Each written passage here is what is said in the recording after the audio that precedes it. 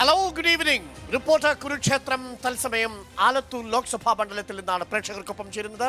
വടക്കഞ്ചേരിയിൽ നിന്നും തത്സമയം. എല്ലാ പ്രിയപ്പെട്ട പ്രേക്ഷകർക്കും സ്വാഗതം.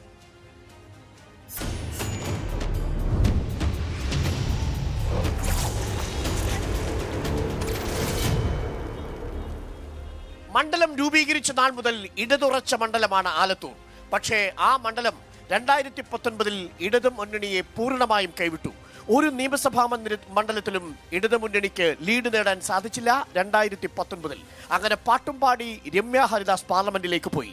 2024 ആകുമ്പോഴേക്കും തങ്ങളുടെ കൈവശമുണ്ടായിരുന്ന ഉറച്ച മണ്ഡലം തിരിച്ചുപിടിക്കാൻ കഴിയുമോ എന്ന പ്രതീക്ഷയിലാണ് ഇടതുമുന്നണി. നമ്മൾ ഈ ആലത്തൂർ മണ്ഡലത്തിന്റെ രാഷ്ട്രീയവും ഒപ്പം തന്നെ ദേശീയ രാഷ്ട്രീയം ആലത്തൂർ മണ്ഡലത്തിൽ എങ്ങനെ ചർച്ചയാകുമെന്നും പരിശോധിക്കുന്നു. നമുക്കൊപ്പം ചർച്ചയിൽ പങ്കെടുക്കാൻ UDF നിന്നും doctor Soya Joseph. Welcome doctor Soya Joseph. LDF നിന്നും KD Prasenan MLA. Welcome KD Prasenan. NDയിൽ നിന്നും ജോമോൻ ചക്കാലക്കൽ. വെൽക്കം ജോമോൻ ചക്കാലക്കൽ. ഒപ്പം ആലത്തൂരെ വോട്ടർമാരും ആലത്തൂരിലെ വിവിധ രാഷ്ട്രീയ കക്ഷികളിൽപ്പെട്ടവരും നമുക്കൊപ്പം തത്സമയം ചേരുന്നു. ആദ്യം സോയ ജോസഫിലേക്ക്. സോയ ജോസഫ്, പാട്ടുംപാടി രമ്യ ഹരിദാസ് പോയി. പക്ഷേ ഇത്തവണ അത്ര വേഗം പാട്ടുംപാടി പോകാൻ കഴിയില്ല എന്നാണ് LDF പറയുന്നത്. നിർത്തിയിരിക്കുന്നത് K രാധാകൃഷ്ണനെ. കരുത്തനായ സ്ഥാനാർത്ഥിയോടൊപ്പം TN സരസുവും എത്തിച്ചേർന്നിട്ടുണ്ട്. എന്താണ് നിങ്ങളുടെ പ്രതീക്ഷ ഇക്കുറി? ഞങ്ങളെ സംബന്ധിച്ച് പൂർണ്ണമായ ആത്മവിശ്വാസത്തിലാണ് എന്നുള്ള കാര്യത്തിൽ യാതൊരു സംശയവുമില്ല. പിന്നെ ഞാൻ എല്ലായിടങ്ങളിലും പറയുന്ന ഒരു കാര്യമാണ്, നിങ്ങളും പറഞ്ഞു വെക്കുകയാണ്, കരുത്തനാണ്, വലിയ ഇമേജ് ഉള്ള ഒരാളാണ്, മന്ത്രിയാണെന്നൊക്കെ നിരന്തരം ആളുകൾ പറഞ്ഞു വെക്കുകയാണ്. ഇതൊരു ഒരു ഫേക്ക് അല്ലേ? നമ്മൾ മോഡി ബിൽഡിംഗ് എന്ന് മോഡിയുടെ ഒരു ഇമേജ് ഉണ്ടാക്കുന്നതിനെ പറ്റി പറയും. അത് തന്നെയാണ് രാധാകൃഷ്ണന്റെ ഒരു ഇമേജ് ബിൽഡിംഗ് മാത്രമാണ് നടക്കുന്നത്. നമുക്കറിയാം ചരിത്രം, ഞങ്ങളൊക്കെ ഈ നാട്ടുകാരായിട്ടുള്ള ആളുകളാണ്. കൊടിസുനിയുമായി ബന്ധപ്പെട്ട് അല്ലെങ്കിൽ TP ചന്ദ്രശേഖരൻ വധം പോലെ ഈ കേരള സംസ്ഥാനത്ത് ഞെട്ടിച്ച അത്ര കൊടുക്രൂരമായിട്ടുള്ള ഒരു വധശിക്ഷ അല്ലെങ്കിൽ ഒരു വധത്തിന്റെ പ്രതികളായിരുന്ന ആളുകളെ കൊടിസുനി ഉൾപ്പെടെയുള്ള ആളുകൾക്ക് കാവലിരിക്കാൻ പോയിട്ടുള്ള ഒരാളാണ് രാധാകൃഷ്ണൻ എന്നുള്ളത് ഈ തൃശ്ശൂരുകാരല്ലെങ്കിൽ ഈ പ്രദേശക്കാർ മറന്നിട്ടില്ല. അല്ലെങ്കിൽ ശബരിമല പോലെ എത്ര മിസ്മാനേജ്മെന്റ്, ശബരിമലയുടെ ചരിത്രത്തിൽ ഇത്ര വലിയ മിസ്മാനേജ്മെന്റ് ഉണ്ടായിട്ടില്ല. അപ്പം അത്രയും വലിയ മിസ്മാനേജ്മെന്റ് നടത്തിക്കൊണ്ട് മുന്നോട്ട് പോയിട്ടുള്ള ഒരാളാണ്. അപ്പം അത്തരത്തിൽ ഒരു ഇമേജ് ഉണ്ടാക്കാൻ സമയമെടുക്കുകയാണ്, ആ ഇമേജ് ബിൽഡ് ചെയ്തുകൊണ്ടിരിക്കുകയാണ്. പക്ഷേ അതൊക്കെ ആ കെട്ടിപ്പൊക്കിയ ഇമേജൊക്കെ തകരാൻ പോവുകയാണ്. ഇത് കൃത്യമായും ത്രിവർണം തൂകാൻ പോകുന്ന മണ്ണാണ് എന്നുള്ള കാര്യത്തിൽ സംശയമില്ല. കാരണം ചരിത്രം തിരുത്തി കുറിക്കപ്പെട്ടു കഴിഞ്ഞു.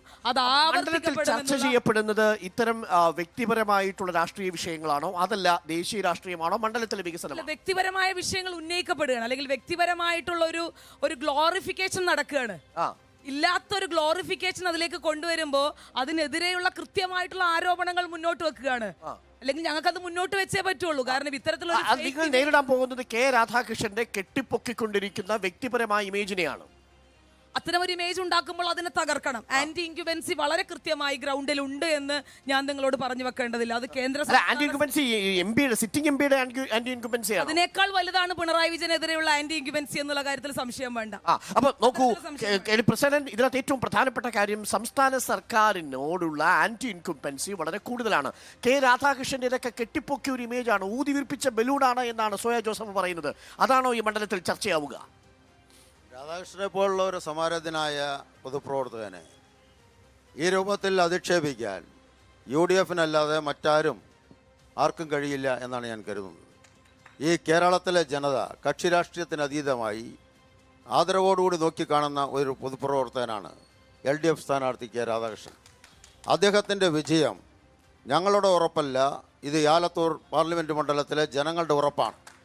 ജനങ്ങളാണ് അദ്ദേഹം വിജയിക്കുമെന്ന് ആവർത്തിച്ചു കൊണ്ടിരിക്കുന്നത്.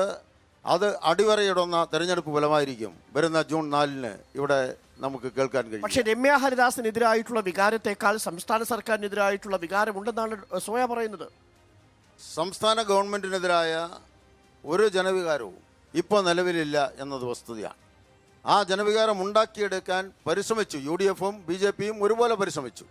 അതുകൊണ്ടാണ് കേരളത്തിലെ 64 ലക്ഷത്തോളം വരുന്ന പാവപ്പെട്ട മനുഷ്യർക്ക് വിതരണം ചെയ്തുകൊണ്ടിരിക്കുന്ന ക്ഷേമ പെൻഷനെ തടയാൻ UDF-ന്റെ കോൺഗ്രസിൻ്റെ ഗൂഢാലോചന ഫലമായി അവിടെ കേന്ദ്ര ഗവൺമെൻറ്റിൽ സ്വാധീനം ചെലുത്തി ഈ ക്ഷേമ പെൻഷൻ വിതരണം നടത്തുന്നതിന് വേണ്ടി ഗവൺമെൻറ് ഉണ്ടാക്കിയ ഒരു സംവിധാനം, കടമെടുത്ത് ബാങ്കുകളിൽ നിന്ന് ക്ഷേമ പെൻഷൻ വിതരണം ചെയ്തുകൊണ്ടിരിക്കുന്ന ആ സംവിധാനത്തെ തടയിടാൻ, വായ്പയെടുക്കാൻ പാടില്ല എന്ന തിട്ടൂരം ഇറക്കാൻ ഇവിടെ നിന്ന് തിരഞ്ഞെടുക്കപ്പെട്ട MP ഉൾപ്പെടെ കേരളത്തിലെ 18 MP-മാരും കേന്ദ്ര ഗവൺമെൻറ് സമ്മർദ്ദം ചെലുത്തിയതിൻ്റെയുമായി 5 മാസക്കാലം ഈ കേരളത്തിലെ പാവപ്പെട്ട മനുഷ്യരുടെ ക്ഷേമ പെൻഷൻ ഇവർ തടസ്സപ്പെടുത്തി.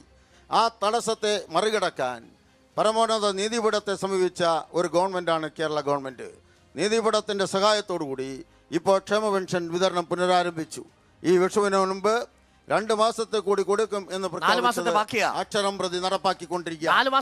എല്ലാ തടസ്സവും വെച്ചിട്ടും ഈ ക്ഷേമ പെൻഷൻ ഇപ്പോ പറഞ്ഞ പോലെ 3-4 മാസത്തെ ബാക്കി നിൽക്കുമ്പോഴും സുപ്രീം കോടതിയുടെ സഹായത്തോടുകൂടി വായ്പ എടുക്കാൻ അനുമതി തിരിച്ചു കിട്ടിയതിൻ്റെ ഫലമായി നമുക്ക് കൊടുക്കാൻ വേണ്ടി കഴിഞ്ഞു.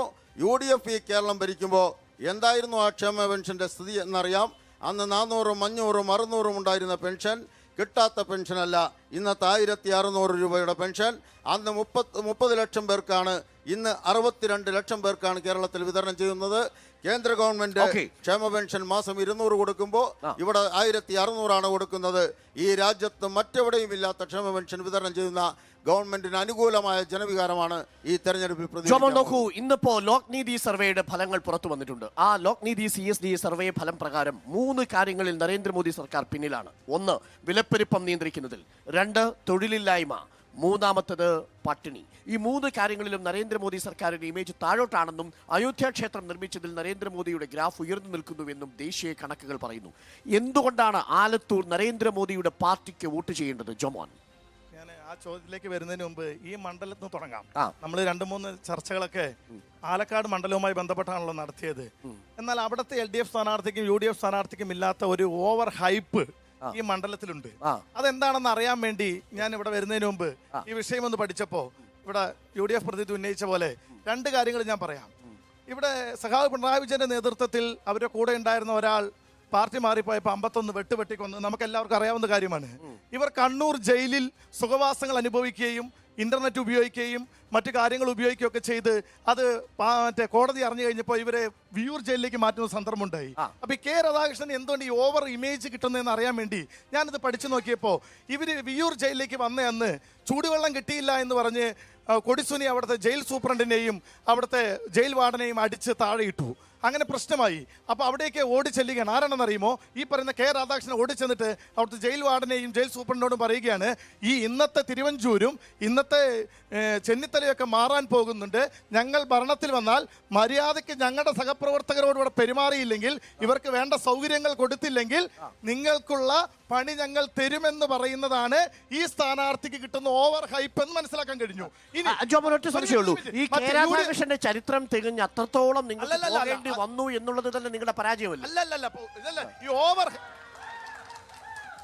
ഒരു മിനിറ്റ് ഈ ഓവർ ഇമേജ് നിങ്ങൾ അവിടെ നിങ്ങളുടെ PB അംഗത്തിന് കൊടുക്കാത്ത ഓവർ ഇമേജ് എന്തിനാണ് ഇവിടെ കൊടുക്കുന്നത്?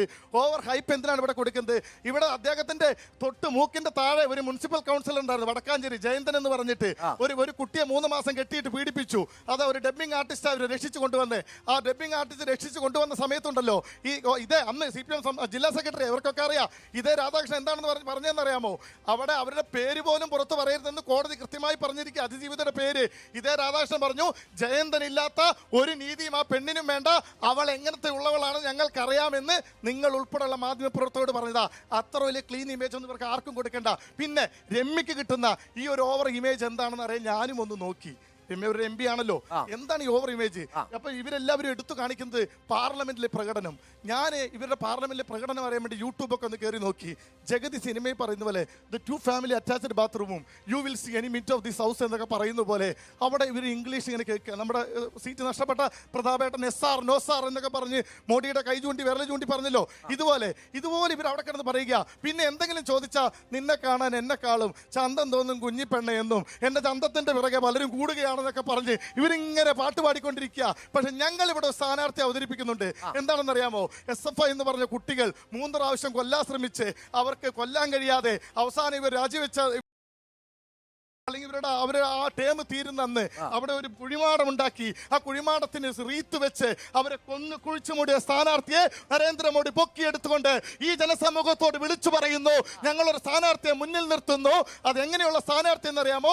കുട്ടികളെ ബഹുമാനിക്കാൻ പഠിക്കുന്ന, ഒരു തലമുറയെ വാർത്തെടുത്തിരിക്കുന്ന, ഒരു തലമുറ എങ്ങനെ മാതാപിതാക്കളെ ബഹുമാനിക്കാൻ പഠിപ്പിച്ചിരിക്കുന്ന, എങ്ങനെയാണ് ഗുരുക്കന്മാരെ ബഹുമാനിക്കാൻ പഠിപ്പിക്കുന്ന ഒരു ഡോക്ടർ TN സരസു എന്ന് പറയുന്ന ഒരു ക്ലീൻ ഇമേജ് ഉള്ള ഒരു സ്ഥാനാർത്ഥി മണ്ഡലത്തിൽ നിഷ്പക്ഷരായ ജനങ്ങളുടെ മുമ്പിലേക്ക് ഞങ്ങൾ വെച്ചു തരുന്നുണ്ട്. നിങ്ങൾ മനസാക്ഷിയോട് ചോദിച്ചോട്ട് ചെയ്യാം. ഒറ്റ സംശയം, ഒരു ക്യാമ്പസിൽ പോലും വിദ്യാർത്ഥികളുടെ പിന്തുണ ലഭിക്കാത്ത ഒരു സ്ഥാനാർത്ഥിയെ നിങ്ങൾ എങ്ങനെയാണ് ഒരു മണ്ഡലത്തിന്റെ സ്ഥാനാർത്ഥി? ക്യാമ്പസ് SFI മാത്രമല്ലല്ലോ ക്യാമ്പസ്. അവിടെ കേസ് ഉണ്ടായിരുന്നു. ഒരു ക്യാമ്പസിൽ SFI മാത്രമല്ല. ഇവിടെ പാലക്കാട് വിക്ടോറിയ കോളേജിൽ സിദ്ധാർത്ഥനെ കൊന്നത് നമുക്കറിയാം. ഈ അടുത്തല്ലേ നമ്മുടെ കൺമുമ്പിൽ നിന്ന് പോയിട്ടുണ്ടോ? CBI വന്ന് അന്വേഷിച്ചുകൊണ്ടിരിക്കുകയാണ്. എല്ലാവരും അപ്പൊ ഈ മണ്ഡലത്തിൽ നരേന്ദ്രമോദിയുടെ ഗ്യാരണ്ടിക്കാണ് വോട്ട് കൊടുക്കുന്നതെന്നാണോ താങ്കൾ? ഗ്യാരണ്ടിക്ക് ക്ലീൻ ഇമേജ് ഉള്ള ഡോക്ടർ TN സരസ്വ എന്ന് പറയുന്ന ഞങ്ങൾ ഒരു എനിക്ക് വളരെ പെട്ടെന്ന് വോട്ടർമാരിലേക്ക് കൂടി പോകണം. അതിനു മുമ്പ് KD പ്രസിഡന്റ്, ഇപ്പോൾ വ്യക്തിപരമായിട്ട് ഉയർന്നിരിക്കുന്ന ആരോപണങ്ങൾക്കുള്ളൊരു മറുപടി കൂടി. K രാധാകൃഷ്ണന് TP വധക്കേസുമായി ബന്ധപ്പെട്ട പ്രതികളെ സഹായിച്ചു എന്നുള്ളൊരു ആരോപണം നേരിടേണ്ടി വരുന്നുണ്ടോ മണ്ഡലത്തിൽ? അങ്ങനെ ആ കാലഘട്ടത്തേക്ക് തിരികെ പോകേണ്ടി വരുന്നുണ്ടോ ഇവർക്ക്? ഈ ചർച്ച വളരെ വ്യക്തമാക്കുന്ന ഒരു കാര്യമുണ്ട്. ഇപ്പൊ UDF ചർച്ച ആരംഭിച്ച അതേ വാചകം BJP ചർച്ച തുടങ്ങി വെച്ചിരിക്കുക. കേരളത്തിലെ UDF BJP ബാന്ധവം തെരഞ്ഞെടുപ്പിന്റെ അടുത്ത ദിവസങ്ങളിൽ എത്രമാത്രം അടുക്കുന്നു. ഒരു സ്ഥാനാർത്ഥിയെ കുറിച്ച് പോലും വളരെ നിശ്ചിതമായ ഏറ്റവും ക്രൂരമായ പദപ്രയോഗങ്ങൾ ഒരേ ടേബിളിൽ നിന്ന് എഴുതിക്കൊണ്ടുവന്ന പദപ്രയോഗങ്ങൾ രണ്ടുപേരും ഇവിടെ വായിച്ചിരിക്കുകയാണ്, അവതരിപ്പിച്ചിരിക്കുകയാണ്. അതിലേറെ സന്തോഷമുണ്ട് അവർ വ്യക്തമാക്കിയതിൽ ഈ നാടിന് മുൻപിൽ. അല്ലല്ല, അപ്പോഴും ആരോപണങ്ങൾക്ക് മറുപടി പറഞ്ഞു. കൊടിസുനിയെ സഹായിച്ചിട്ടുണ്ട് എന്നതാണ് മണ്ഡലത്തിൽ ചർച്ച ചെയ്യുന്നതെങ്കിൽ അപ്രസക്തമാണ്. അതെല്ലാം കഴിഞ്ഞിട്ടാണ് രാധാകൃഷ്ണൻ 10,000-കണക്കിന് വോട്ടിന്റെ ഭൂരിപക്ഷത്തിൽ ആ മണ്ഡലത്തിൽ നിന്ന് ജയിച്ചു വന്നത്. ഈ നാടിൽ എല്ലാ തെരഞ്ഞെടുപ്പിലും 10,000-കണക്കിന് വോട്ടുകളുടെ ഭൂരിപക്ഷത്തിൽ പൊതുജനങ്ങൾ തിരഞ്ഞെടുക്കുന്ന ജനപ്രതിനിധിയാണ്. ശരി, നമുക്ക് വ്യക്തിപരമായ വിഷയങ്ങളിൽ നിന്ന് മണ്ഡലത്തിലെ വിഷയങ്ങളിലേക്ക് വന്നാൽ എന്താണ് മണ്ഡലത്തിലെ അവസ്ഥ? എന്റെ ചോദ്യം BJP അംഗത്തിനോടാണ്. ഒരു നാണയത്തിന്റെ ഇരുവശങ്ങളാണ് കോൺഗ്രസും BJPയും. പ്രളയത്തിന് നമ്മുടെ കേരളം മുങ്ങിത്താന്നുകൊണ്ടിരിക്കുമ്പോ ഇറക്കി അരിക്കി കണക്ക് ചോദിച്ച് പണം വാങ്ങിയ ആൾക്കളെ നിങ്ങൾ ഓരോ പൈസക്ക് അല്ലല്ല നിക്ക്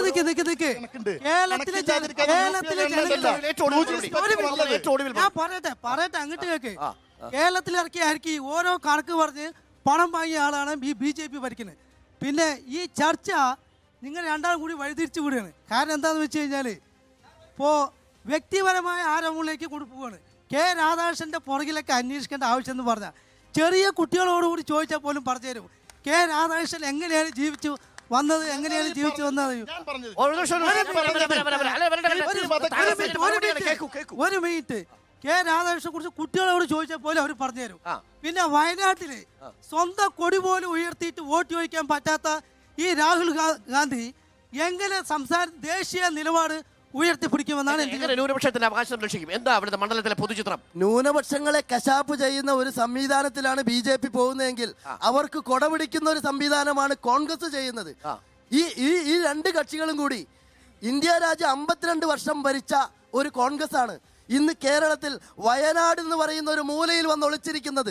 രാഹുൽ ഗാന്ധി ഒരാണത്തമുള്ള ഒരന്തസ്സുള്ള കോൺഗ്രസ്സുകാരനാണെങ്കിൽ BJPക്ക് ശക്തമായി വേരോട്ടമുള്ള ഒരു മണ്ഡലത്തിൽ മത്സരിക്കാൻ കഴിയണ്ടേ? ഡൽഹിയിൽ സീതാറാം യെച്ചൂരി ആർക്കാ വോട്ട് ചെയ്യുന്നത്? ഡൽഹിയിലെ സീതാറാം യെച്ചൂരി വോട്ട് ചെയ്യുന്നത് അവിടെ മുന്നണി സംവിധാനത്തിലാണ്. ആർക്കാ? അവിടെ ഇടതുപക്ഷ മുന്നണി സംവിധാനത്തിലാണ് വോട്ട് ചെയ്യുന്നത്. അല്ല, എന്ന് പറഞ്ഞാൽ ഇടതു മുന്നണി സംവിധാനം എന്ന് പറഞ്ഞാൽ നിങ്ങൾക്ക് ഡൽഹിയിൽ പോയ CPM-നെ പിന്തുണയ്ക്കുന്ന കോൺഗ്രസ് അല്ലേ? ഈ ഒളിച്ചിരിക്കുന്ന രാഹുൽ ഗാന്ധിയുടെ കൈയല്ലേ അവിടെ ശരത്ചന്ദ്ര പിടിച്ചിരിക്കുന്നത്? ഓരോ സ്ഥലങ്ങളിലും ഇടതുപക്ഷം രൂപീകരിക്കുന്ന ഒരു വ്യക്തമായ നമ്മൾ അറ്റാക്ക് ചെയ്യുമ്പോൾ അറിഞ്ഞ് അറ്റാക്ക് ചെയ്യണം. ഈ ദേശീയ രാഷ്ട്രീയം പറയുമ്പോ കൊടിസുനിയും K രാധാകൃഷ്ണന്റെയും കേരളത്തിലെ കാര്യങ്ങളല്ല പറയേണ്ടത്. ദേശീയ രാഷ്ട്രീയം പറയണം. K രാധാകൃഷ്ണൻ ആലത്തൂരിന്റെ പാർലമെന്റ് മണ്ഡലത്തിൽ നിന്നും വിജയത്തിന്റെ വെള്ളിക്കൊടി വാർച്ചുകൊണ്ട് പരമോന്നതമായ പാർലമെന്റ് മണ്ഡലത്തിൽ എത്തിച്ചേരും. യാതൊരു തർക്കവുമില്ല. അത് രമ്യ ഹരിദാസ് പാട്ട് പാടിയാലും വേണ്ടില്ല, നരേന്ദ്രമോദിക്ക് ആരണ്ടി വെച്ചാലും വേണ്ടില്ല. K രാധാകൃഷ്ണൻ വിജയത്തിന്റെ വെള്ളിക്കൊടിയും കൊണ്ട് ഇന്ത്യൻ പാർലമെന്റിൽ എത്തിച്ചേരും. രാജ്യം ഭരിക്കുന്ന പാർട്ടിയുടെ പ്രതിനിധി എന്നുള്ള നിലയ്ക്ക് അദ്ദേഹത്തോട് ചോദിക്കാനുള്ളത്, NDAക്ക് ഈ തെരഞ്ഞെടുപ്പിൽ ഇന്ത്യയിലെ ജനങ്ങളോട് വോട്ട് അഭ്യർത്ഥിക്കാനുള്ള അർഹത പോലും ഇല്ല എന്നുള്ളതാണ്. ഞങ്ങൾക്ക് ചോദിക്കാനുള്ളത് നിങ്ങൾ വാഗ്ദാനം ചെയ്ത 2 കോടി തൊഴിലിനെ കുറിച്ചാണ്. ഞങ്ങൾക്ക് ചോദിക്കാനുള്ളത് ഈ നാടിൻ്റെ പൊതുമേഖലകളെ വിറ്റഴിക്കുന്നതിനെ കുറിച്ചാണ്. ഞങ്ങൾക്ക് ചോദിക്കാനുള്ളത് BSNL-നെ കുറിച്ചും BPCL-നെ കുറിച്ചും ഈ രാജ്യത്തെ എയർപോർട്ടുകളെ കുറിച്ചും സീപോർട്ടുകളെ കുറിച്ചുമാണ്. മാത്രമല്ല പാലക്കാട് ബെമലിനെ കുറിച്ചാണ്. ഇതെല്ലാം ഇലക്ട്രൽ ബോണ്ട് എന്ന അച്ചാരം വാങ്ങി നമ്മുടെ രാജ്യത്തിന്റെ പൊതുമുതൽ മുതലുകൾ കോർപ്പറേറ്റുകൾക്ക് വിറ്റുതുലയ്ക്കുമ്പോൾ അതിനെതിരെ ഒരു വരി പോലും പാർലമെന്റിനകത്ത് ഒരു വിരൽ പൊന്തിച്ച് പറയാൻ പോലും ധൈര്യം കാണിക്കാത്ത പാർലമെന്റ് അംഗങ്ങളാണ് UDF-നുള്ളത്. ഒരു മിനിറ്റ്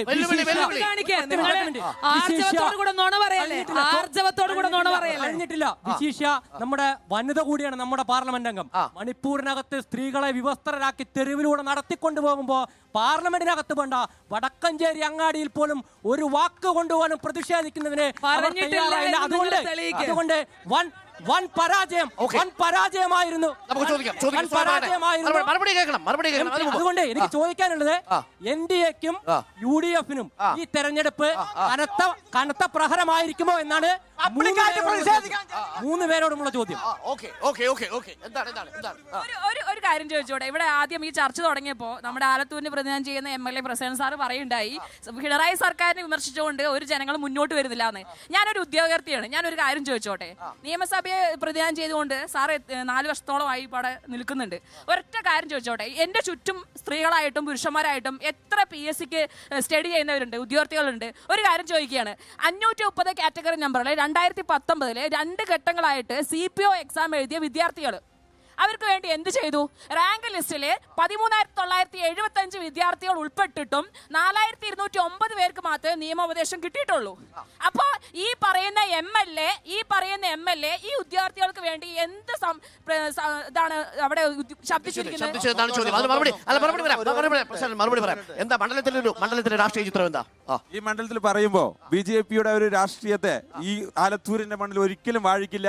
അതുപോലെ തന്നെ CPM-ന്റെ രാഷ്ട്രീയം പറയുകയാണെങ്കിൽ കൊടിസുനിക്കും മറ്റാളുകൾക്കും കൂട്ടുനിന്ന K. രാധാകൃഷ്ണത്തിന് ബോംബുണ്ടാക്കുന്ന CPM-കാരെ ആലത്തൂരുകാർ തിരിച്ചറിയും. കോൺഗ്രസ് തന്നെ ജയിക്കും. ഇന്ത്യയിലെ ഒരു മതേതര മുന്നണി ഉണ്ടാകാൻ രാഹുൽ ഗാന്ധി വരണം. മുന്നണിയല്ല സാർ ഇത്, നിങ്ങളുടെ മുന്നണിയല്ലേ ഇത്? ഞങ്ങൾ പറയാം, ഭാരത് ജോഡോ യാത്ര നടത്തിയപ്പോ അതിന് തെരുവീതിയിലും പൊറോട്ടയാണെന്ന് പറഞ്ഞ ഈ CPM-ന്റെ കേരള ഘടകത്തെ ഞങ്ങൾ പുച്ഛിച്ച് തള്ളുന്നു.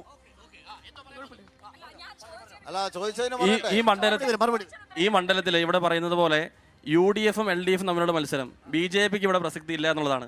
ഒന്നാമത്തെ കാര്യം, LDF-ന്റെ കഴിഞ്ഞ തെരഞ്ഞെടുപ്പിലെ പ്രകടന പത്രികയിൽ അവർ പറഞ്ഞിട്ടുള്ള ഏതെങ്കിലും ഒരു അടിസ്ഥാന കാര്യം നടപ്പിലാക്കിയിട്ടുണ്ടോ? ഇവിടെ 250 രൂപ റബ്ബറിന് താങ്ങുവില പ്രഖ്യാപിക്കുമെന്ന് പറഞ്ഞ ആൾക്കാരെ ഇതുവരെ അതിനുവേണ്ടി ഒരു ചെറുവില അനക്കിയിട്ടില്ല. ഒരു സബ്മിഷൻ പോലും നിയമസഭയിൽ വെച്ചിട്ടില്ല. 9 കോടി രൂപ നവകേരള സദസ്സിന് വേണ്ടി ഉപയോഗിച്ചിട്ട് അതിനെതിരെ പിണറായി വിജയന്റെ ക്യാബിനറ്റിൽ ഇരുന്നുകൊണ്ട് K. രാധാകൃഷ്ണന് ഇത് പറ്റില്ല എന്ന് പറയാനുള്ള ആർജവം ഉണ്ടായിട്ടില്ല. പിന്നെ എങ്ങനെയാണ് ഇവരൊരു പ്രകടന പത്രിക തയ്യാറാക്കിയിട്ട് ഒരു ചോദ്യം കൂടി LDF-ന്റെ സർ 2019 പിണറായി വിജയൻ സർക്കാരിന്റെ കാലത്ത് 20 സീറ്റിൽ 19 സീറ്റും UDF വിജയിച്ചു. ഇപ്പൊ 2024 തെരഞ്ഞെടുപ്പാണ് നടക്കാൻ പോകുന്നത്. സർ, 20 സീറ്റിൽ 20 സീറ്റും LDF ജയിക്കുകയാണെങ്കിൽ പാർലമെന്റിൽ നിങ്ങൾക്ക് ആർക്ക് വേണ്ടി കൈവക്കും? ഓക്കെ, അപ്പോൾ നമുക്ക് ഇവിടെ ഒന്ന് മറുപടി കൊടുക്കാം. സോയ, ഒരു പ്രധാനപ്പെട്ട കാര്യം, മണിപ്പൂർ അടക്കം കത്തിയപ്പോൾ രമ്യ ഹരിദാസ് ആർക്ക് വേണ്ടി ശബ്ദിച്ചു? പാർലമെന്റിൽ ശബ്ദിച്ചോ വടക്കാഞ്ചേരിയിൽ ശബ്ദിച്ചോ എന്നതായിരുന്നു പ്രധാനപ്പെട്ട ചോദ്യം. ദേശീയ വിഷയങ്ങളിൽ രമ്യ ഹരിദാസിന്റെ പ്രകടനം മോശമാണെന്നൊരു വിഭാഗം പറയുന്നു. ഈ യൂട്യൂബ് വീഡിയോ കണ്ടിട്ട് അദ്ദേഹം ജോമോൻ പറഞ്ഞത് സംഘപരിവാറിന്റെ സംഘിക്കുട്ടികൾ പടച്ചുവിടുന്ന യൂട്യൂബ് വീഡിയോ കണ്ടിട്ടല്ല ഒരാളുടെ പാർലമെന്ററി പെർഫോമൻസ് അളക്കേണ്ടത്. അത് കൃത്യമായി പാർലമെന്റിന്റെ രേഖകൾ, അത് പാർലമെന്റിന്റെ TV ചാനൽ ഉൾപ്പെടെയുള്ളതിൽ വളരെ കൃത്യമായി പറഞ്ഞു വെച്ചിട്ട് ഞാൻ അവരോട് പറഞ്ഞ അതേ കാര്യം തന്നെ ആവർത്തിക്കുകയാണ്. നിങ്ങൾ തെളിയിക്ക്, രമ്യ ഹരിദാസ് ഈ പറഞ്ഞ ആലത്തൂർ ലോക്സഭാ മണ്ഡലത്തിന് വേണ്ടി സംസാരിച്ചിട്ടില്ല, പാർലമെന്റിൽ ഒരു അക്ഷരം മിണ്ടിയിട്ടില്ല എങ്കിൽ ഞാൻ എന്റെ പാർട്ടി പദവി രാജിവെച്ച് നിങ്ങൾ പറയുന്നിടത്ത് വരാമെന്നുള്ളത്, അല്ലെങ്കിൽ നിങ്ങൾ പറയുന്ന നിങ്ങളുടെ ലോക്കൽ കമ്മിറ്റിയിൽ ചേരാൻ ഞാൻ തയ്യാറാണെന്ന് കൂടെ പറഞ്ഞു വെക്കുന്നു. പിന്നെ നിൽക്കട്ടെ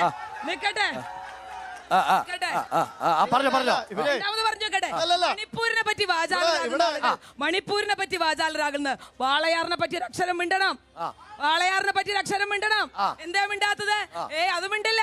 അവരതിനെപ്പറ്റി സംസാരിക്കാൻ അവർ തയ്യാറല്ല. മണിപ്പൂരും വാളയാറും താരതമ്യം ചെയ്യാൻ പറ്റുന്ന 2 കേസുകളാണോ? അതെന്തേ? മണിപ്പൂർ നടക്കുന്ന ഒരു വലിയ കലാപം, രണ്ടും സ്ത്രീ വിരുദ്ധമാണ്. ഒന്ന് നടക്കുന്നു, മറ്റത് CPM-ന്റെ നേതൃത്വത്തിൽ ഈ പറയുന്നത് പോലെ പ്രതികളെ രക്ഷിക്കും. വാളയാറും മണിപ്പൂരും ഒരേപോലെ നിങ്ങൾ കണക്കാക്കുന്നുണ്ടോ കോൺഗ്രസ്? അത് സ്ത്രീ വിരുദ്ധമായിട്ടുള്ള അല്ലെങ്കിൽ സമീപനമാണ്. സ്ത്രീവിരുദ്ധം മാത്രമല്ലല്ലോ, അവിടെ ഒരു വിഭാഗം മുഴുവൻ വംശഹത്യ നേരിടുകയല്ലേ മണിപ്പൂരിൽ. കുറെ കൂടെ ലാർജ് സ്കെയിലാണ്. അപ്പൊ അതാണ് അത് താരതമ്യം ചെയ്യാൻ പറ്റുമോ എന്ന് ഞാൻ ചോദിച്ചു. ലാർജ് സ്കെയിലാണെന്നുള്ള കാര്യത്തിൽ സംശയമില്ല. പക്ഷെ ആരാണത് ചോദിക്കുന്നത്? പാലക്കാടിന്റെ മണ്ണിൽ നിന്നുകൊണ്ട് അല്ലെങ്കിൽ ഇവിടെ നിന്നുകൊണ്ട് അത് ചോദിക്കുമ്പോ നമുക്കറിയാം. രമ്യ ഹരിദാസ് മണിപ്പൂരിന് വേണ്ടി സംസാരിച്ചിട്ടുണ്ടെന്ന് താങ്കൾക്ക് ഉറപ്പാണ്? തീർച്ചയായും തീർച്ചയായും എല്ലാ വിഷയങ്ങളിലും ന്യൂനപക്ഷ വിഷയങ്ങളിലും വളരെ കൃത്യമായി തെളിയിക്ക്. നിങ്ങളില്ല എന്ന് തെളിയിക്ക്, നിങ്ങളില്ല എന്ന് തെളിയിക്ക്. നമുക്ക് തെളിയിക്കാൻ പറ്റത്തില്ല. ഉണ്ടോ എന്ന് മാത്രം തെളിയിക്കാൻ പറ്റും. ന്യൂനപക്ഷ നില ഇല്ല എന്ന് നമുക്ക് തെളിയിക്കാൻ പറ്റത്തില്ല. ഇല്ലല്ലോ, ഉണ്ടെങ്കിൽ മാത്രമേ തെളിയിക്കാൻ പറ്റൂ. ഇനി മറുപടി പറയേണ്ടതുണ്ട്. 2 കോടി തൊഴിലിനെ പറ്റി പറഞ്ഞു, അതിന് മറുപടിയുണ്ട്. കേരള PSC ഉൾപ്പെടെയുള്ള CPO റാങ്ക് ലിസ്റ്റിലെ വിഷയങ്ങൾ ഉൾപ്പെടെയുള്ള കാര്യങ്ങൾ നമുക്കറിയാം. അത് എത്രത്തോളം ജനവിരുദ്ധമായിട്ടുള്ള ഉദ്യോഗാർത്ഥി CPO റാങ്ക് ലിസ്റ്റിലെ കുട്ടികൾ നടത്തുന്ന സമരമൊക്കെ നമ്മൾ കണ്ടിട്ടുണ്ട്. 9,000 കുട്ടികൾ റാങ്ക് ലിസ്റ്റിൽ പെട്ട് പുറത്തുപോയി. അവർ നടത്തുന്ന സമരം നമ്മൾ കാണുന്നുണ്ട്. ആ സെക്രട്ടേറിയറ്റിന് മുന്നിലൂടെ യുവജന പ്രസ്ഥാനക്കാരല്ലേ, DYFIക്കാരെ ഓർത്ത് എനിക്ക് സങ്കടമാണ് സത്യം പറഞ്ഞ. കാരണം എപ്പോഴാണ് തള്ളി പറയാന്ന് അറിയാൻ പറ്റില്ല. ഗോവിന്ദ മാഷ് പറഞ്ഞതേ നിങ്ങള് പോഷക സംഘടനയല്ലാന്ന് പറഞ്ഞത്. സഹോദരങ്ങളെ, നിങ്ങളുടെ സങ്കടം ഞങ്ങൾ മനസ്സിലാക്കുന്നു. നിങ്ങളുടെ സങ്കടം ഞങ്ങൾ മനസ്സിലാക്കുന്നു. നിങ്ങൾ വിഷമിക്കരുത്. ഗോവിന്ദ മാഷ് പറഞ്ഞത് സംഘടനയല്ല, പോഷക പറഞ്ഞ ആളുകളാണ്. പോഷക സംഘടനയല്ല. നിങ്ങൾ വിഷമിക്കേണ്ട. CPIM-ന്റെ പോഷക സംഘടനയല്ല. അത് ഗോവിന്ദൻ മാഷ് പറഞ്ഞത് സത്യം തന്നെയാണ്. പിന്നെ എനിക്ക് ഇവരോട് ഒരു കാര്യം ചോദിക്കാനുള്ളത്, ബോംബുണ്ടാക്കാൻ മാത്രം ഉപയോഗിക്കുന്ന നിർമ്മാണ തൊഴിലാളികളാണ് എന്നാണ് ഗോവിന്ദ മാഷ് ഉദ്ദേശിച്ചത്. പ്രത്യേകം ഏർപ്പെടുത്തിയ സംഘമാണെന്നാണ് ഗോവിന്ദ മാഷ്. കോൺഗ്രസും BJP-യും ഈ വടക്കഞ്ചേരി പട്ടണത്തിൽ നിന്ന് കുറെ നേരമായി ബോംബിനെ കുറിച്ചും അക്രമ രാഷ്ട്രീയത്തെ കുറിച്ചും വർത്തമാനം പറയുന്നുണ്ട്. ഞാൻ വരുന്നത് കണ്ണമ്പ്രയിൽ നിന്നാണ്. കണ്ണമ്പ്രയിൽ 3 രക്തസാക്ഷികളുണ്ട് CPIM-ന്. ഒന്ന് രവിയേട്ടൻ, ഒന്ന് മണിയേട്ടൻ, സഖാവ് KR വിജയേട്ടൻ. അതിൽ മണിയേട്ടനെ കൊലപ്പെടുത്തിയത് ജനസംഘമാണ്. സഖാവ് രവിയേട്ടനെ 93-ൽ കൊലപ്പെടുത്തിയത് നിങ്ങളുടെ കോൺഗ്രസ്സാണ്. സഖാവ് KR വിജയൻ 2016 കൊലപ്പെടുത്തിയത് ആരാ? BJP-യാണ്, RSS ആണ്. അതുകൊണ്ട്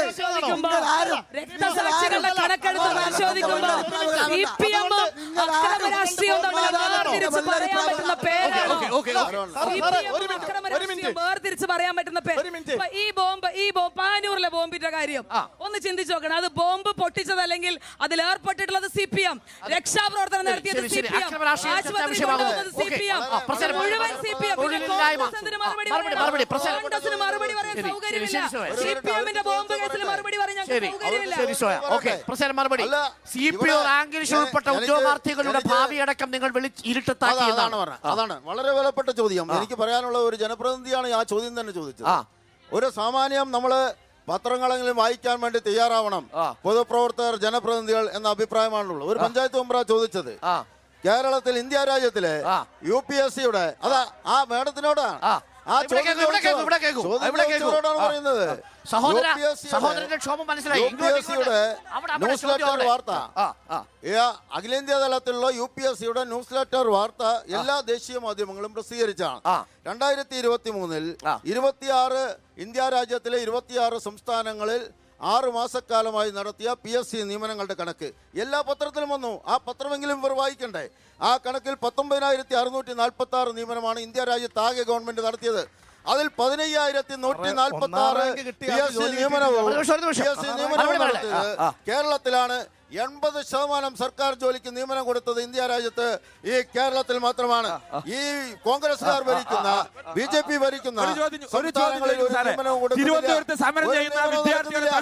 ഒരു PSC ലിസ്റ്റുമില്ല. PSC പരീക്ഷ നടത്തുന്നില്ല. മറ്റു സംസ്ഥാനങ്ങളിൽ PSC അപേക്ഷ സ്വീകരിക്കുന്നില്ല. മറ്റു സംസ്ഥാനങ്ങളിൽ PSC പരീക്ഷ നടത്തുന്നില്ല. മറ്റു സംസ്ഥാനങ്ങളിൽ PSC റാങ്ക് ലിസ്റ്റ് ഇല്ല. അതുകൊണ്ട് തന്നെ മറ്റു സംസ്ഥാനങ്ങളിൽ അഭ്യസ്തവിദ്യരായ കുട്ടികൾക്ക് സർക്കാർ ജോലിക്ക് അപേക്ഷിക്കാൻ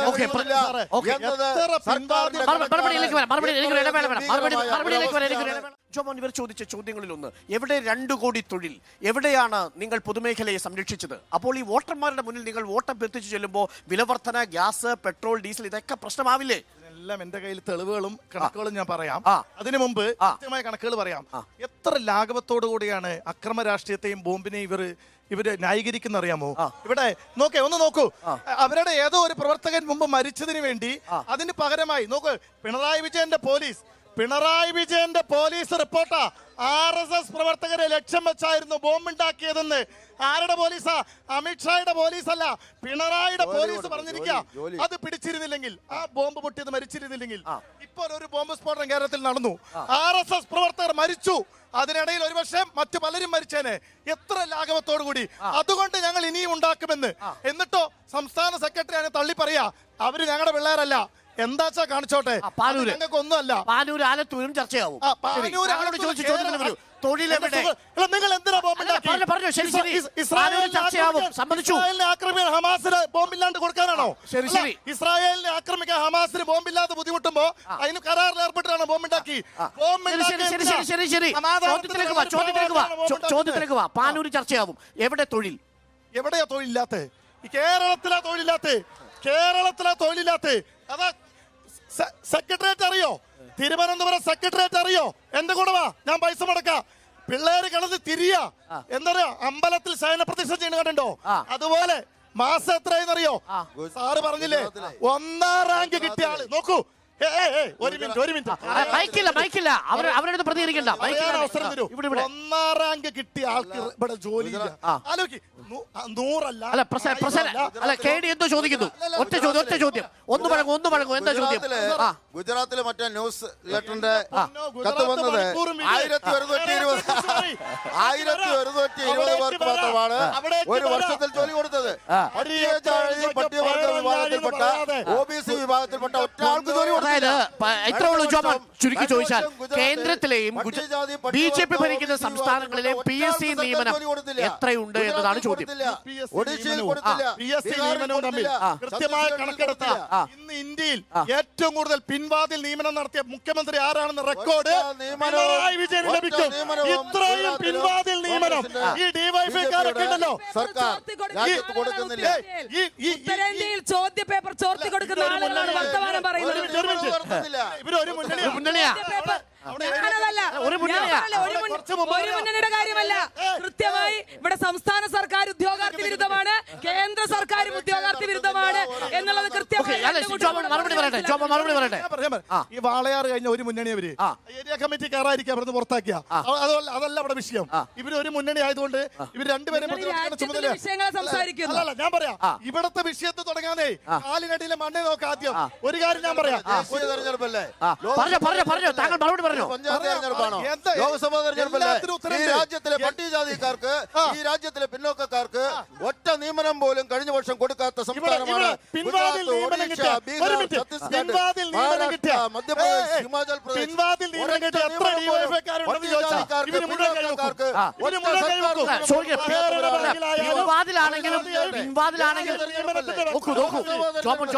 പിൻവാതിലാണെങ്കിലും മുൻവാതിലാണെങ്കിലും ഏതെങ്കിലും ഷെഡ്യൂൾഡ് കാസ്റ്റിലോ ഷെഡ്യൂൾഡ് ട്രൈബിൽപ്പെട്ടവർക്ക് ജോലി കൊടുത്തോ?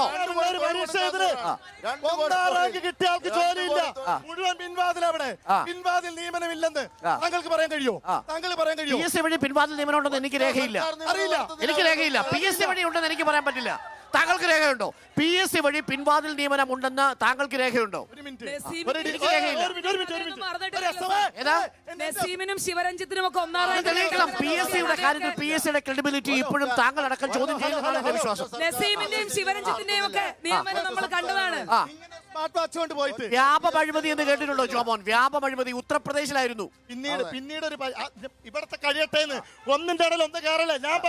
ഞാൻ പറയാ 1ാം റാങ്ക് കിട്ടിയ ആൾക്ക് 100 ക്വസ്റ്റ്യനില് ഒരു ചോദ്യത്തിന് പിന്നീട് ഉത്തരം തരാൻ കഴിഞ്ഞില്ല. മറ്റു സംസ്ഥാനങ്ങളിൽ ഒറ്റ റാങ്ക് ലിസ്റ്റ് പോലുമില്ല. സംസ്ഥാന സർവീസുകളിൽ പരീക്ഷകളില്ല. ഒറ്റ നിയമനം പിന്നോക്കക്കാർക്ക്, പട്ടികജാതിക്കാർക്ക്. എന്ത് പറഞ്ഞാലും ഉത്തർപ്രദേശ്, മണിപ്പൂര് ഇവിടത്തെ അഴിമതി മുഴുവൻ മറച്ചു വെച്ച്, ഇവിടത്തെ കെടുകാര്യസ്ഥതയെ മറച്ചു വെച്ച് BJPയുടെ തൊഴിൽ മന്ത്രി കഴിഞ്ഞ തവണ പാർലമെന്റിൽ ജ്യോതിന്ദർ സിംഗ് എന്ന് പറയുന്ന തൊഴിൽ മന്ത്രി വളരെ കൃത്യമായി 10 ലക്ഷം ഒഴിവുകൾ നികത്താനുണ്ടെന്ന് പാർലമെന്റിൽ വെച്ച രേഖ കൃത്യമായി പറഞ്ഞു വെക്കുന്നുണ്ട്. എന്തുകൊണ്ടാണ് 9 ലക്ഷം തൊഴിലുകൾ പാർലമെന്റിലെ രേഖയാണ്, വിവരാവകാശം വെച്ചിട്ടുള്ള രേഖയാണ്. അങ്ങനെയൊന്നും ഇല്ല എന്നും പറഞ്ഞു. 10 ലക്ഷം ഒഴിവുകൾ ഇവിടെ ഒന്ന് സംസാരിക്കല്ലേ? 10 ലക്ഷം ഒഴിവുകൾ. അതിന് മുമ്പ് ഒരു കാര്യം പറയാം. യൂട്യൂബ് നോക്കിയാണ് രമ്യയുടെ കാര്യം പറഞ്ഞു. ഞാൻ കൃത്യമായ രേഖകളിലൂടെ പറയാം. ഇത് കഴിഞ്ഞ് നിങ്ങൾക്ക് വീഡിയോ കാണിച്ചു തരാം. എന്താ അവിടെ പറഞ്ഞിരിക്കുന്നത്? എന്താ അവിടെ അല്ലല്ല, ഈ തൊഴിലിന്റെ കാര്യം പറയൂ. രമ്യ, നമുക്ക് അടുത്ത റൗണ്ടിൽ വരാം. തൊഴിലിന്റെ കാര്യം പറയൂ. തൊഴിൽ 10 ലക്ഷം ഒഴിവുകൾ ഉണ്ടെന്ന് സോയ പറയുന്നു. സമയമില്ല. തൊഴിലില്ലായ്മയെ പറ്റി പറഞ്ഞ ഉടനെ രാമൻ വന്നില്ല എന്ന് ചോദിക്കുന്ന ആളുകളാണ് ഇവരെ. തൊഴിലില്ലായ്മയുടെ കണക്ക് ഇന്റർനാഷണൽ ലേബർ ഓർഗനൈസേഷൻ കഴിഞ്ഞ ആഴ്ച പുറത്തുവിട്ടു. 35%, 70% അഭ്യസ്ത വിദ്യർക്കിടയിലെ തൊഴിലില്ലായ്മ കണക്കാണ് പറയുന്നത്. ഏത് ഏജൻസി അവിടെ കറക്റ്റ്? ഏത് ഏജൻസി അവിടെ കറക്റ്റ്? ഇന്റർനാഷണൽ ലേബർ ഓർഗനൈസേഷൻ ഇവിടെ കുറെ ഏജൻസികളുണ്ട്. ഒരു ഏജൻസിയുടെയും കൃത്യമായ കണക്കല്ല. ഐക്യരാഷ്ട്ര സംഘടന തള്ളി പറയല്ലേ? ഐക്യരാഷ്ട്ര സംഘടനയുടെ ILO ആണ്. കേരളത്തിൽ നിങ്ങൾക്ക് ഒരു ഹിഡൻ അജണ്ടയുണ്ട്. ഐക്യരാഷ്ട്ര സംഘടനയുടെ ഏജൻസി കേരളത്തിന്റെയാണോ മനുഷ്യ? അത് ഐക്യരാഷ്ട്ര സംഘടനയുടേതാണ്. കേരളവുമായിട്ട് എന്ത് ബന്ധം? കേരളത്തിലെ കമ്മ്യൂണിസ്റ്റുകളല്ല ഐക്യരാഷ്ട്ര സംഘടന നിയന്ത്രിക്കുന്നത്. ഇവിടുത്തെ കുട്ടികൾ എന്താ മണ്ഡലത്തിലെ സാധ്യത? UK-ലാ പോകുന്നത്. അല്ല ജോമനെ, ഇവിടുത്തെ കുട്ടികൾ കാനഡയിലേക്ക് പോകുന്നു, ശരിയാ. ഗുജറാത്തിലെ കുട്ടികൾ കേരളത്തിലോട്ടാ വരുന്നത്. പറഞ്ഞോ. ഗുജറാത്തിലെ കുട്ടികളല്ല, ബംഗാളിലെ ബീഹാർ, ബംഗാൾ, ഗുജറാത്തും ഒക്കെ എല്ലാവരും ഇങ്ങോട്ടാ വരുന്നത്.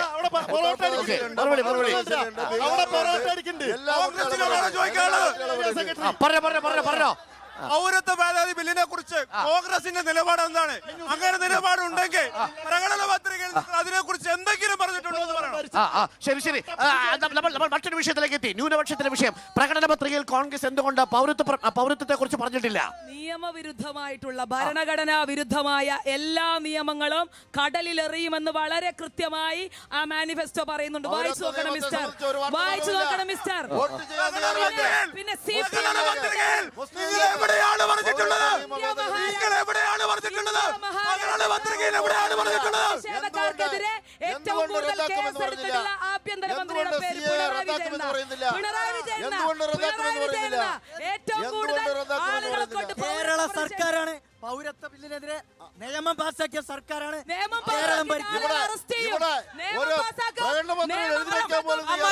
സമരം നടത്തുമ്പോൾ ജനാധിപത്യപരമായ സമരങ്ങൾക്കെതിരെ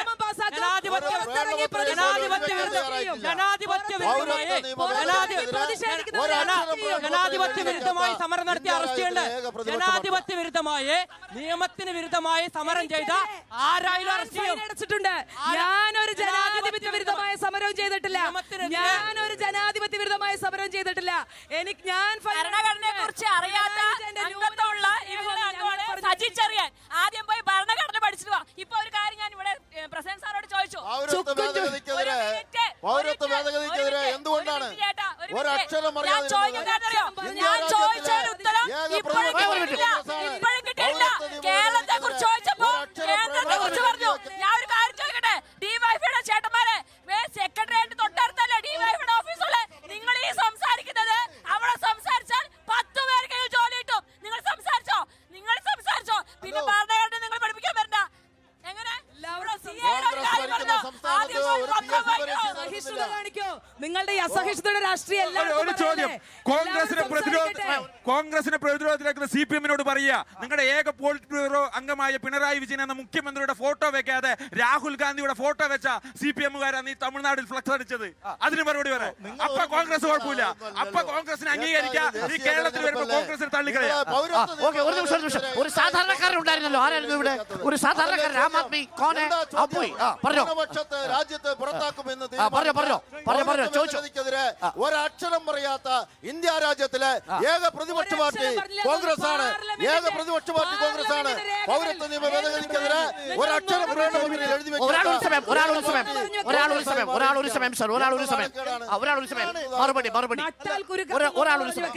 പാർലമെന്റിൽ കോൺഗ്രസ് പൗരത്വ പ്രതിഷേധത്തിനെതിരെ സംസാരിച്ചില്ല എന്നൊരു ജനപ്രതിനിധി പറയുമ്പോ അയാളുടെ ജനറൽ നോളജ് പരിശോധിക്കേണ്ടി വരും.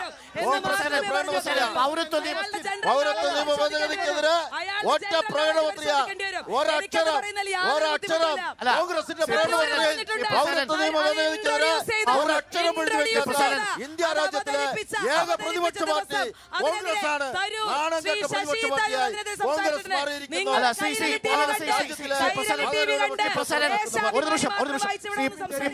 പൗരത്വ നിയമ ഭേദഗതിയുമായി ബന്ധപ്പെട്ട് കോൺഗ്രസ് ആദ്യഘട്ടത്തിലെ ചർച്ചയിൽ പങ്കെടുക്കുകയും കൊണ്ടുവരികയും ഭേദഗതിയിൽ വോട്ടിടുകയും ചെയ്തിട്ടുണ്ട്. അല്ലല്ല, കോൺഗ്രസ് വോട്ട് ചെയ്തു. 80 വോട്ടുകളിൽ കോൺഗ്രസിന്റെ വോട്ടുണ്ട് സാർ. ആ 80 വോട്ടുകളിൽ കോൺഗ്രസിന്റെ വോട്ടുണ്ട്. രാജ്യത്തെ നിർണായകമായ തെരഞ്ഞെടുപ്പ് പുറത്തിറക്കുമ്പോ ഒരു പ്രതിപക്ഷ പാർട്ടി ഈ നിയമത്തെ ഞങ്ങൾ അംഗീകരിക്കില്ല എന്ന് പറയട്ടെ.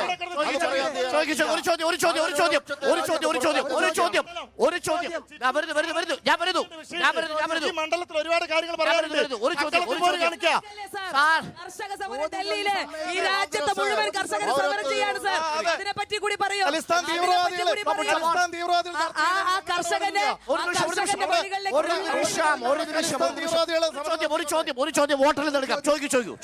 ബിജെപിയുടെ പ്രതിനിധിയോട് ഇവിടെ PSC നിയമത്തെ കുറിച്ച് വലിയ വിടുവായിത്തം പറയുന്ന ബിജെപി ഞാൻ പറയാം.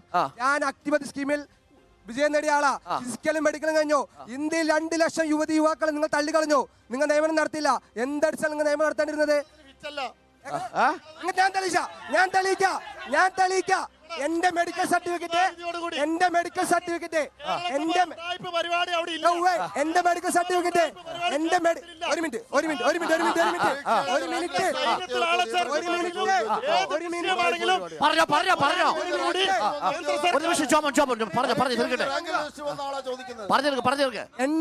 മെഡിക്കലും ഫിസിക്കലും കഴിഞ്ഞ സർട്ടിഫിക്കറ്റും അഡ്മിറ്റ് കാർഡ് ഞാൻ കാണിച്ചു തരാം. ഞാൻ വെല്ലുവിളിക്കുന്നു. ഞാൻ കാണിച്ചു തരാം. എന്റെ ഫിസിക്കലും മെഡിക്കലും കഴിഞ്ഞ എന്റെ അഡ്മിറ്റ് കാർഡ് കാണിച്ചാ നിങ്ങൾ നിയമനം നടത്തിയോ? ഇല്ല. ഒരു ക്വസ്റ്റ്യൻ കൂടി. നിങ്ങൾ ഇന്ത്യ വലിയ ലോക സാമ്പത്തിക ശക്തി എന്ന് പറഞ്ഞു കൊടുക്കുന്നുണ്ട്.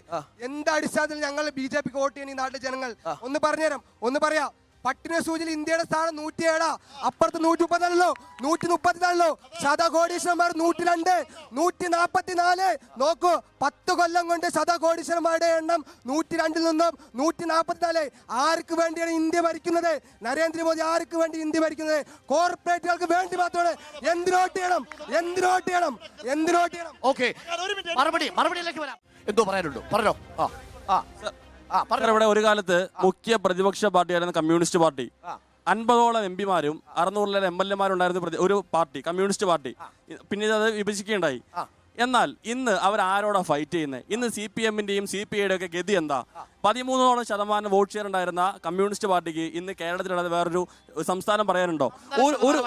ഒരു ശതമാനത്തിലേക്ക് കൂപ്പുകുത്തിയിരിക്കുന്നു. ഇവർ ആരോടാ ഫൈറ്റ് ചെയ്യുന്നത്? ഇവിടെ ഫൈറ്റ് ചെയ്യാനായിട്ട് CPM ഉണ്ടോ? അതല്ലേ ചോദ്യം. അതെ. ഒരു മിനിറ്റ്. CPI-യുടെ state general secretary Binoy Viswam Congress അല്ലാതെ മറ്റൊരു പ്രസ്ഥാനം ഇനി ഇന്ത്യയിലേക്ക് കടന്നു വരാൻ കഴിയില്ല എന്ന് ഇതിനു മുമ്പ് വർഷങ്ങൾക്ക് മുമ്പ് പറഞ്ഞിട്ടുണ്ട്. കഴിഞ്ഞ കാലഘട്ടങ്ങളിൽ പറഞ്ഞിട്ടുണ്ട്. എന്നിട്ട് അവർ ആരോടെ ഫൈറ്റ് ചെയ്യുന്നത്? ഒരു ചോദ്യം കൂടി പറഞ്ഞോ. ഇവിടെ പല ചർച്ചകളും നടന്നു. എനിക്ക് ഒരു കാര്യം ഈ വടക്കഞ്ചേരിയെ കുറിച്ച് പറയാനുള്ളതാണ്. വടക്കഞ്ചേരി 4 വർഷമായി, വടക്കഞ്ചേരിയിലെ 13-ാം വാർഡ് 4 വർഷമായി പൊട്ടിപ്പൊളിഞ്ഞ് കിടക്കുകയാണ്. ഒരു വാർഡ് നന്നാക്കാൻ പറ്റാത്ത ഇവന്മാരാണോ ഈ നാട് നന്നാക്കാൻ മുന്നോട്ട് ഇറങ്ങിയിരിക്കുന്നത്? മണിപ്പൂരൊക്കെ പറയുന്ന കാര്യമാണ് എന്റെ കാര്യമാണത്.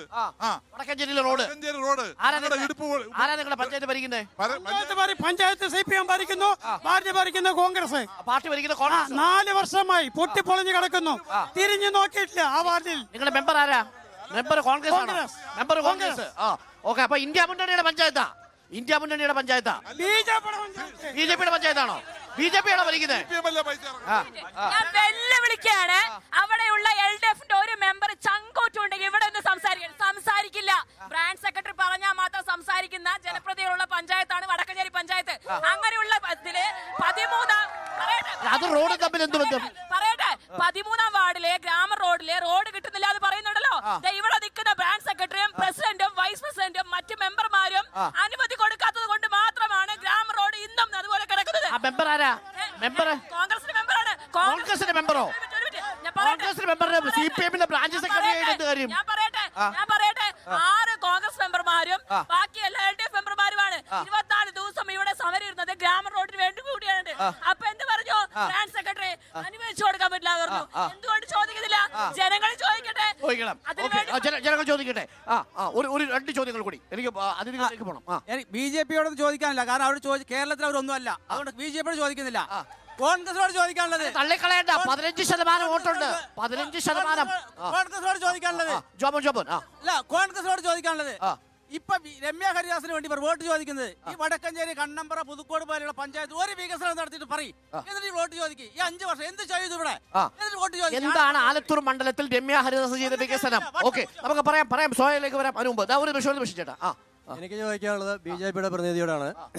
ഇവിടെ സംസാരിക്കുന്ന കുറച്ച് ആളുകൾ പ്രാദേശികമായിട്ട് വാർഡ് മെമ്പർ വികസനം നടത്തിയില്ല എന്നൊക്കെ പറഞ്ഞിട്ട് ഇവിടെ കുറെ പറയുന്നുണ്ട്. എനിക്ക് ചോദിക്കാനുള്ളത്, ഗുജറാത്തിൽ ഇപ്പൊ ഇവിടെ BJP വികസനം പറഞ്ഞ് വോട്ട് ചോദിക്കുകയാണ്. ഇന്ത്യ മുഴുവൻ വികസനം മോഡി ഭരണകാലത്ത് ഗ്യാരണ്ടിയാണ്, ഗ്യാരണ്ടി മോഡിയുടെ ഗ്യാരണ്ടി എന്ന് പറഞ്ഞ് വികസനം പറഞ്ഞ് വോട്ട് ചോദിക്കുന്നു. ഇവിടെ ആദ്യം ഡൊണാൾഡ് ട്രംപ് അമേരിക്കൻ പ്രസിഡന്റ് ആയിരുന്നപ്പോൾ ഇവിടെ വന്നപ്പോൾ ഇന്ത്യയുടെ വികസനം കാണാതിരിക്കാൻ വേണ്ടി അവർ മതിൽ കെട്ടിയും അതുപോലെ തന്നെ ചേരി മുഴുവൻ ആളുകൾ താമസിക്കുന്ന ഭാഗം മതിൽ കെട്ടിയും വല കൊണ്ട് മറച്ചിട്ട് അവര് വികസനത്തെ മറച്ചു പിടിച്ചു. അതേപോലെ തന്നെ പിന്നെ ഇപ്പൊ G20 ഉച്ചകോടി നടന്നപ്പോൾ 20 ലോക നേതാക്കന്മാർ ഇന്ത്യയിൽ വന്നപ്പോൾ അവര് ഇന്ത്യയുടെ വികസനം കാണാതിരിക്കാൻ വേണ്ടിയിട്ട് അതും ഇതുപോലെ മതിൽ കെട്ടി മറച്ചു പിടിച്ചു.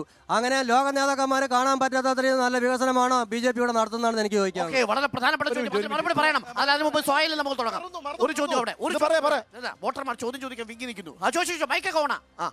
എനിക്ക് ചോദിക്കാനുള്ളത് കോൺഗ്രസ് പ്രതിനിധിയോടാണ്.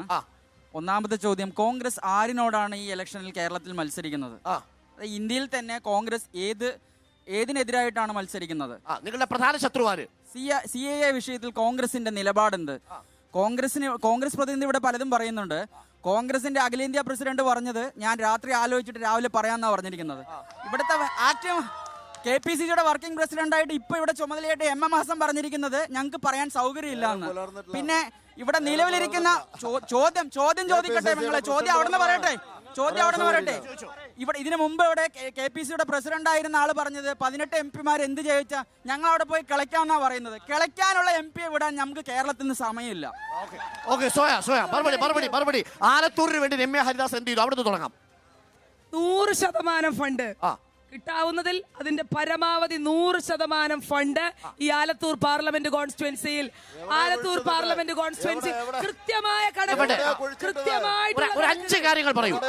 വികസനം ഉൾപ്പെടെ റോഡ് വികസനം ഉൾപ്പെടെ മെഡിക്കൽ കോളേജ് നിൽക്കുന്നത് തൃശൂർ മെഡിക്കൽ കോളേജ് നിൽക്കുന്നത് അത് ഈ ആലത്തൂർ പാർലമെന്റ് കോൺസ്റ്റിറ്റ്യുവൻസിയിലാണ്. അതുൾപ്പെടെ പാർലമെന്റ് തൃശൂർ മെഡിക്കൽ കോളേജിൽ ഉൾപ്പെടെ വലിയ വികസനങ്ങൾ കാഴ്ചവെച്ചിട്ടുണ്ട്.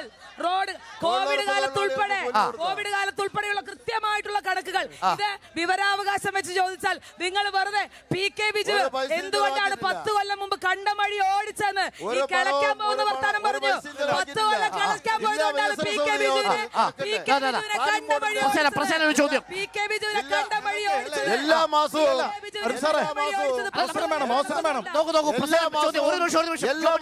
ജില്ലാ വികസന സമിതിയിൽ രേഖകൾ സമർപ്പിക്കാറുണ്ട്. MP-മാരുടെ ഫണ്ട് ചെലവഴിച്ചതുമായി ബന്ധപ്പെട്ട് എല്ലാ മാസവും സമർപ്പിക്കാറുണ്ട്. ഞാൻ ആ മീറ്റിംഗിൽ പങ്കെടുക്കുന്ന ജനപ്രതിനിധിയാണ്. ഈ ആലത്തൂർ MP ആകെ ഈ 5 കൊല്ലത്തിനുള്ളിൽ ആകെ ചെലവഴിച്ച തുക എന്ന് പറയുന്നത് 2.25 കോടി രൂപയാണ്. ആകെ ചെലവഴിച്ചത് അതിന്റെ ചെലവഴിച്ചിട്ടില്ല. ഒരു പൈസയും ചെലവഴിച്ചിട്ടില്ല. റോഡ് നിർമ്മിച്ചു.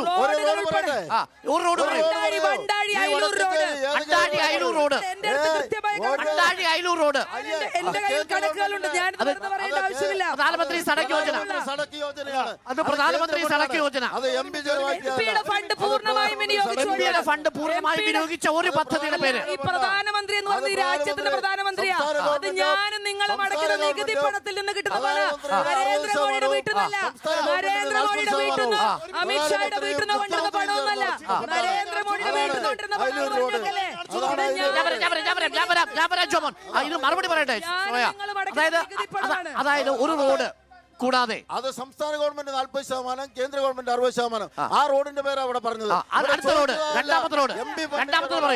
MP ചെലവാക്കിയ അത്താണിപ്പറമ്പ് ചുണപ്പുള്ളി റോഡിന് 5 ലക്ഷം രൂപ അനുവദിച്ചു. 5 ലക്ഷം. അടുത്ത പദ്ധതി റോഡല്ലാതെ നിങ്ങൾ 100% ഫണ്ട് MP ഫണ്ട് 100% വിനിയോഗിച്ചില്ല എന്ന് നിങ്ങൾ ധൈര്യം ഉണ്ടെങ്കിൽ തെളിയിക്കാൻ ഞാൻ തെളിയിക്കാമോ? 100% വിനിയോഗിച്ചില്ല എന്ന്. അതല്ലേ ഞാൻ പറയുന്നത്. എല്ലാ മാസവും രേഖയുണ്ട്. ഇവിടെ പറഞ്ഞ 5 ലക്ഷം ചെലവഴിച്ചിട്ടുണ്ട്. 5 ലക്ഷം ചെലവഴിച്ചിട്ടുണ്ട്. പിന്നെ 1 ലക്ഷത്തിന്റെ ഫണ്ട് ചെലവാക്കിയിട്ടുണ്ട്. കാണുന്ന വോട്ടർമാരെ ഒരു നിമിഷം സാർ ഒരു നിമിഷം. ഇത് കാണുന്ന വോട്ടർമാരെ കൺഫ്യൂസ്ഡ് ആക്കരുത് സോയ. ഒറ്റ സംശയമുള്ളൂ, ഈ മണ്ഡലത്തിൽ രമ്യ ഹരിദാസ് MP എന്ന പേരിൽ അറിയപ്പെടുന്ന 5 പദ്ധതികൾ പറയൂ. ഞാൻ പറഞ്ഞുതരാം. എന്റെ കയ്യിൽ വളരെ കൃത്യമായ എന്റെ കയ്യിൽ വളരെ പ്രധാനമന്ത്രിയുടെ സടക്ക് യോജന പ്രകാരം റോഡ് വന്നു. ഹൈ മാസ്ക് ലൈറ്റുകൾ ഉൾപ്പെടെ ഉൾപ്പെടെയുള്ള കാര്യങ്ങൾ. 50,000 ഹൈമാസ്ക് ലൈറ്റ്.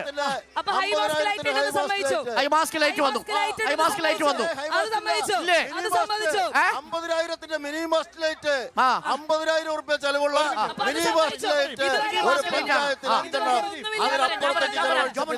അതിനപ്പുറത്തേക്ക് ചെലവഴിച്ചിട്ടില്ല. അതാണ് ആകെ ചെലവഴിച്ചത്. ഒറ്റ ഹൈമാസ്ക് ലൈറ്റ് ഇല്ല. Mini high mast light. രണ്ടാമത് ഒരെണ്ണം കൂടി പറയൂ. ഞാൻ പറഞ്ഞല്ലോ, ഇത് കൃത്യമായിട്ടുള്ള കണക്കുകൾ എന്റെ കയ്യിലുണ്ട്. പറയൂ. ബസ്സുകൾ അനുവദിച്ചത് സ്കൂൾ കുട്ടികൾക്ക് സ്കൂൾ ബസ്സുകളുമായി എവിടെയാണെന്ന് ചോദിച്ചു കഴിഞ്ഞാൽ കൃത്യമായ സ്കൂളുകളുണ്ട് എല്ലായിടത്തും. കുഴൽമന്ദം GSS ലുണ്ട്.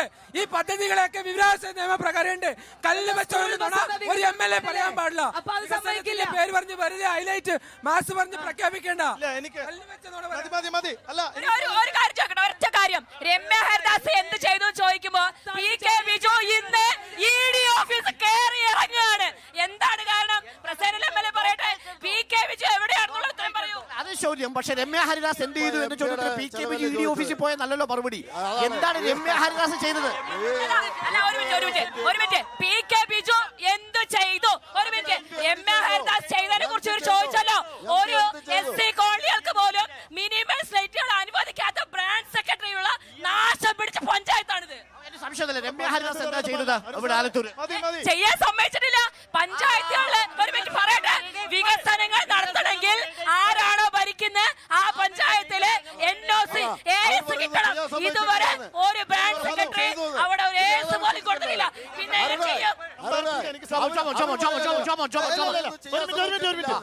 അവര് പറയുന്നു, കോൺഗ്രസിന്റെ നേതാക്കൾ പറയുന്നു ചെയ്യാൻ സമ്മതിച്ചിട്ടില്ല എന്ന്. ഇവിടെ മറ്റൊരു കോൺഗ്രസ് നേതാവ് പറയുന്നു 100% ചെയ്തു.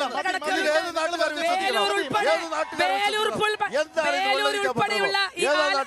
പാർലമെന്റ് കോൺസ്റ്റിറ്റ്യുവൻസിയിലെ വേലൂർ ഉൾപ്പെടെയുള്ള പഞ്ചായത്തുകൾ, ആ പഞ്ചായത്തുകൾ CPM ഭരിക്കുന്ന പഞ്ചായത്തുകളിലേക്ക് ഒരു വികസനം കൊണ്ടുവരാൻ എടുത്തു പറയാൻ പറ്റുന്ന പദ്ധതികൾ കാര്യമായിട്ടില്ലേ? എടുത്തു പറയാൻ പറ്റുന്ന പദ്ധതികളുണ്ട്.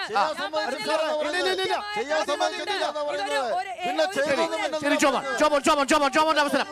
ഒരു നിമിഷം ജോമോൻ പറയൂ. കൃത്യമായി പബ്ലിക് ഡൊമൈനിൽ ഈ മണ്ഡലത്തിൽ കഴിഞ്ഞ 1 വർഷം കൊണ്ട് മാത്രം ചെയ്തത് ഇന്റർനെറ്റിൽ നിന്ന് നിങ്ങൾക്ക് എല്ലാവർക്കും രമ്യ ഹരിദാസ് ചെയ്തത്. രമ്യ ഹരിദാസ് അല്ല, കേന്ദ്ര സർക്കാർ ചെയ്തത്. കേന്ദ്ര സർക്കാർ വഴിയല്ലേ ഞങ്ങൾ വഴിയല്ലേ? ഒരു ചിറ്റമ നയവും ഈ മണ്ഡലത്തോട് കാണിക്കാൻ ഞങ്ങൾ ചെയ്ത പദ്ധതി ജൽജീവൻ മിഷനിൽ മാത്രം 1,19,000. അതിനകത്ത് രമ്യയുടെ ഇടപെടലില്ലേ? ഇല്ല, ഞാൻ പറയാം. പറഞ്ഞോ. MPയുടെ ഇടപെടലില്ലേ? അല്ലല്ല, ഇതെല്ലാം കംപ്ലീറ്റ് പ്രൊജക്ട്സ് ആണ്. പ്രധാനമന്ത്രി കിസാൻ സമ്മാൻ നിധി ഈ മണ്ഡലത്തിലുള്ള ആളുകൾക്ക് 1,74,757 ബെനിഫിഷ്യറീസ്. ജനൌഷധി കേന്ദ്രം 39 പുതിയത് കൊടുത്തു ഈ മണ്ഡലത്തിൽ. പ്രധാനമന്ത്രിയുടെ ഉജ്ജൽ യോജന 8,125 പുതിയ കണക്ഷൻ. മിണ്ടാതിരിക്കുക 5 മിനിറ്റ്. 1 മിനിറ്റ്. പ്രധാനമന്ത്രി ഗരീബ് കല്യാൺ അന്ന യോജന 9,12,167 ബെനിഫിഷ്യറീസ് ഈ മണ്ഡലത്തിൽ. കൃത്യമായ കണക്കാട്ടോ, വാട്സ്ആപ്പ് യൂണിവേഴ്സിറ്റി അല്ല. 1 മിനിറ്റ്. പ്രധാനമന്ത്രി ഗ്രാമീൺ സടക്ക് യോജന 135 പുതിയ റോഡ് ഒരു കൊല്ലത്തിനുള്ളിൽ. ഹലോ, അവർക്ക് ഒരു തുള്ളി വെള്ളം കിട്ടിയിട്ടില്ല. അതാണ് അവർ ഓർത്തോളം പറയുന്നത്.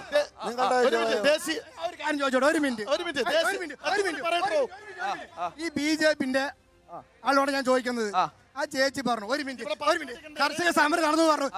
ഈ BJP നേതാവ് പറഞ്ഞു ഖാലിസ്ഥാൻ തീവ്രവാദ സമരം നടത്തുന്നത്. എന്തുകൊണ്ടാണ് അങ്ങനെ പറയാൻ കാരണം?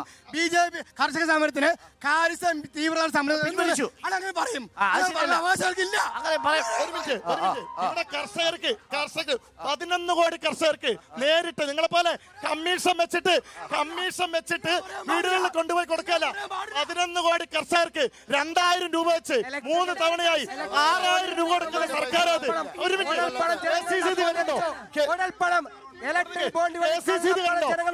ക്രെഡിറ്റ് കാർഡ് എന്ന് പറയും.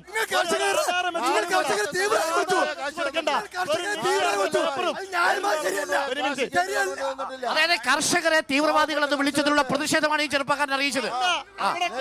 തീവ്രവാദികൾ തന്നെയാണ്. എങ്ങനെ പറയാൻ പറ്റും? ഇന്ത്യയിലെ കർഷകരെയാണ് തീവ്രവാദികളെന്ന് വിളിക്കുന്നത്.